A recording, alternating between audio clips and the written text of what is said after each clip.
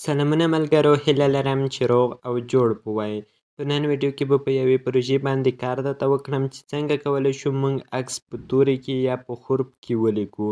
نو کوم اپلیکیشن څخه چې زه استفاده کوم دغه اپلیکیشن لینک به زه تاسو ته په ډسکرپشن کې درکړم، او که چیرې تاسو د عکس د بیکګراوند ریمو کولو طریقه نه وي زده نو زه به د همغه ویډیو لینک هم تاسو ته په ډسکرپشن کې درکړم. نو راځم په دې اپلیکیشن باندې کلیک کوم. بیا په دې ځای کې دغه بیکګراوند انتخابوم، په دې کې وایټ بیکګراوند، سپین بیکګراوند انتخابوم. دې ځای کې یو توری ورته اډ کوم، مثلا مثال په توګه زه ورته د ایس توری لیکم، تاسو چې ورته هر توری لیکئ. لږ یې سایز کوچنی کوم، بیا اډ پټو یو تصویر ورته اډ کوم.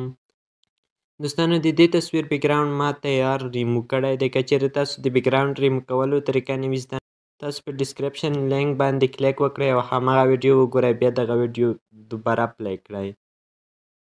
نو دغه اډ کوم، دغه عکس لږ کرپ کوم تر دې ځای پورې.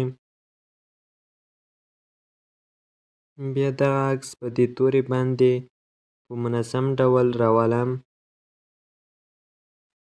اوس بیا به دې کې راشئ، بلینډ اپشن باندې به کلیک وکړئ. دغه اپشن ورته انتخاب کړئ. دې عکس څخه به بیا ډپلیکیټ کپي واخلئ، بلینډ به بیا نورمال کړئ، دغه به راوړئ، د دې عکس سره مساوي به ولګوئ. اوس د دې عکس اوپسیټي به کمه کړئ، اوپسیټي په کلیک وکړئ، بیا به دغه لږه کمه کړئ. بیا په دې اریسر باندې کلیک وکړئ. اوس دوستانو دغه اضافي ساحې ورڅخه لرې کړئ،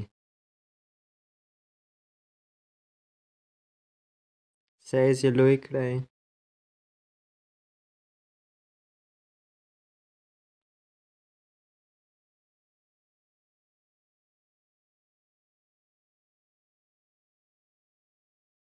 بیا یې اوپسیټي زیاته کړئ. دې ځای کې دوستانو لږ ځای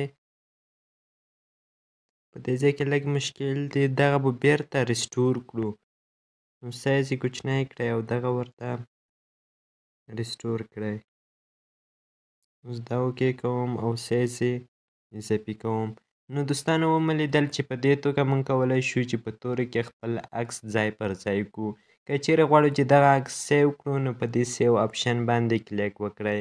نو دغه عکس به تاسو سره په ګیلرۍ کې سیو شي. نو دوستانو دغه ویډیو مو تر همدې ځایه وه. که چیرې ویډیو مو خوښه شوې ویډیو در سره لایک او شیر کړئ. چیرې کومه پوښتنه یا هم کوم نظر لرئ نو حتما موږ سره په کمنټ کې خپل نظر شریک کړئ.